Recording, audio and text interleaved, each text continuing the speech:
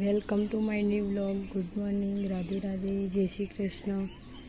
તો સવારમાં કબૂતર પણ દાણા ખાવા આવી ગયા છે.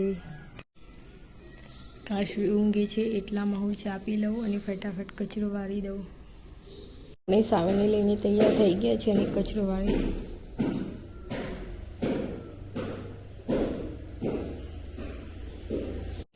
કચરો ભરાઈ ગયો છે. અને અમારા ઘરે બનાવ્યું છે આજે કઢી. તો મને ભાવતી નથી તો હું મારા માટે બનાવીશ ચોરીનું. ચોરી બટાકાનું શાક પણ વઘારી દીધું છે અને કાશવીને ઉઠવાનો ટાઈમ થઈ ગયો છે હવે. તો કાશવીને હું રેડી કરીને પછી તમને બતાવીશ. કાશવી ઉઠી ગઈ છે અને હવે એને માટીમાં રમવા જવું છે તો બૂટ પહેરીને તૈયાર થઈ ગઈ છે. તો કાશવી બેન માટીમાં રમવા માટે નીકળી ગયા છે.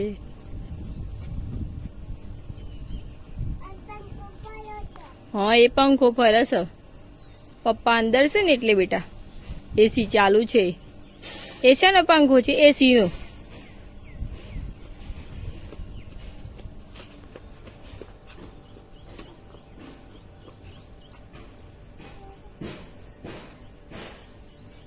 કાશવી ના લેવાય બેટા, ના લેવાય.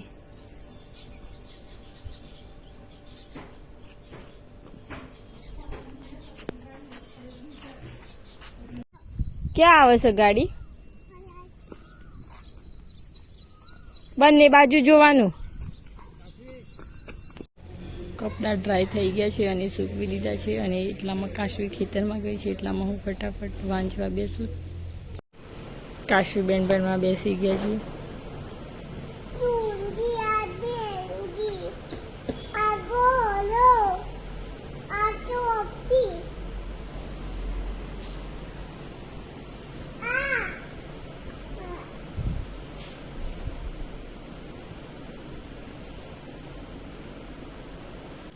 કાશવી નઈને રેડી થઈ ગઈ છે અને મમરા આપે પણ એને વેરી દીધા છે અને હવે એક એક મમરો નીચેથી ખાય છે અને મસ્તી કરે છે.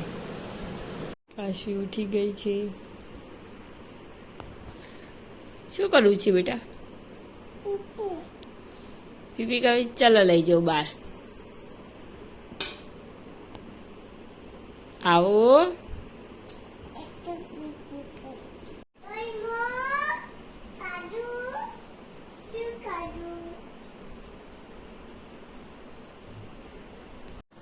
આજે બનાવવાનો છે છુંદો. તો હું મકાઈ ફોલીને સાઈડમાં મૂકી છે અને છીનવાની બાકી છે અને કાશવીને બેસાડી દીધી છે પોપકોર્ન ખાવા. કાશવી, પોપકોર્ન કેવી છે? કેવી છે?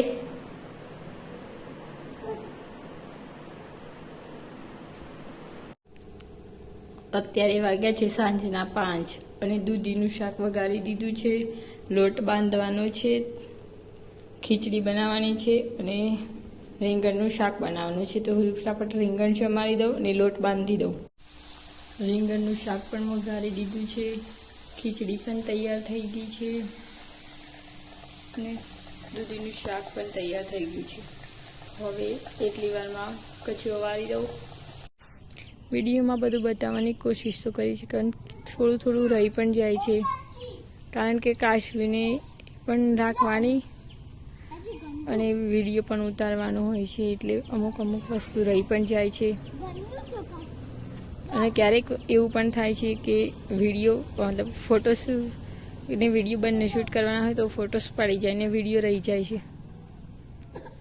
તો આજના દિવસ માટે બસ આટલું જ. લાઈક કરજો, શેર કરજો, સબસ્ક્રાઈબ કરજો અને કાલે મળીએ નવા વિડીયો સાથે.